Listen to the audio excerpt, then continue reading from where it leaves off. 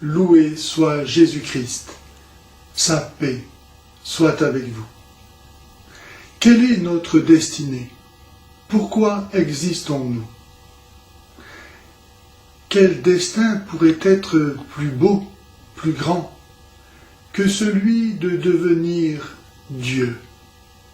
Certes, nous ne sommes pas Dieu, mais Dieu qui nous a créés a mis en nous des désirs de perfection, d'absolu, de sainteté, de justice, de vérité, d'éternité. Est-ce que Dieu ne serait pas capable de donner à ces désirs leur réalisation parfaite?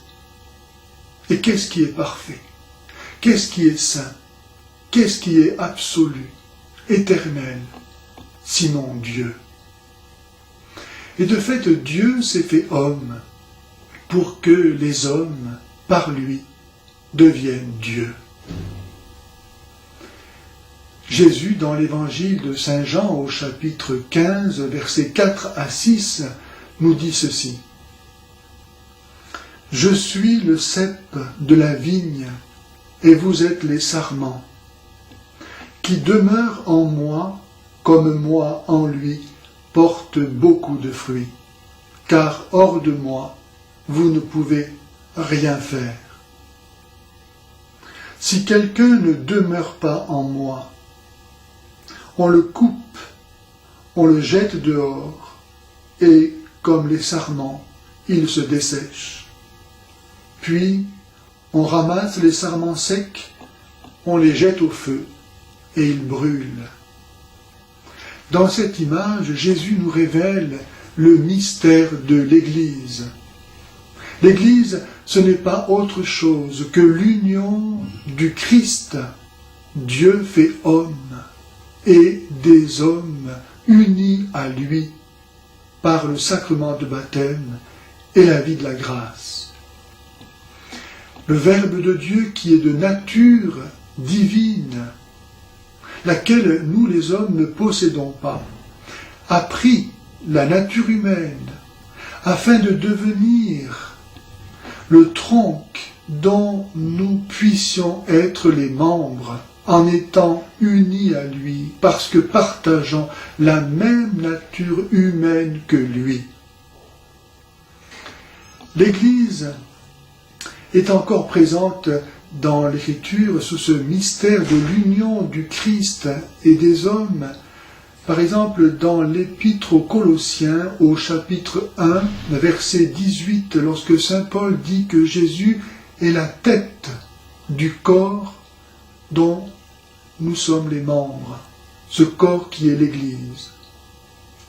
Ainsi, l'Église est une réalité essentiellement surnaturelle, que nous ne pouvons connaître que par la foi, et non pas à l'aide de critères d'évaluation d'ordre temporel, terrestre, humain. L'Église a une finalité essentiellement surnaturelle, qui est de communiquer la vie même du Christ, la vie de Dieu.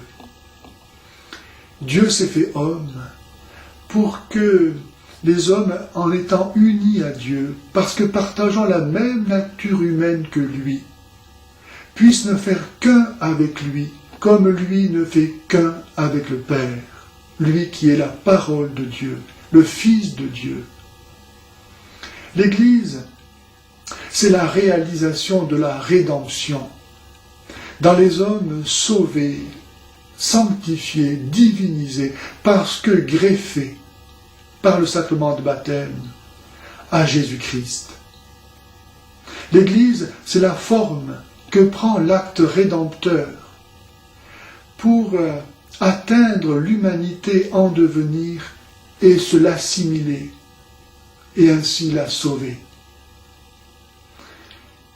L'Église vit du sang du Christ rédempteur, comme Ève a été tirée, nous dit le livre de la Genèse, du côté d'Adam, afin, par l'amour, de ne faire plus qu'un avec lui, De même, l'Église a été tirée du cœur de Jésus, lorsque sous la croix, celui-ci a été ouvert et qu'en ont jailli du sang et de l'eau.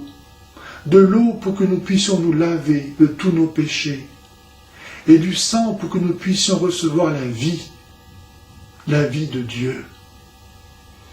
Ainsi, l'Église ne peut pas se comprendre en dehors de cette relation, de cette union au Christ, avec qui elle ne fait qu'un, comme le corps ne fait qu'un avec la tête. Et de même que la tête commande le corps, ainsi le Christ commande l'Église. Le Concile de Trente nous dit ceci. Comme la tête commande aux membres, comme la vigne pénètre tous les rameaux de sa sève, ainsi le Christ Jésus exerce son influence sur tous les justes et à tout instant. C'est cette influence qui précède, accompagne et vivifie leurs bonnes œuvres et les rend agréables à Dieu et méritoires devant lui. Et en effet, la sève qui est dans le cep de la vigne est la même qui circule aussi dans les sarments. Et c'est elle qui fait l'unité entre les sarments et le cep. Et de même, nous dit Jésus, les hommes qui sont greffés à moi, qui sont unis à moi par la vertu des sacrements et par leur amour, vivent de la même vie que moi. Jésus s'est servi de sa mort.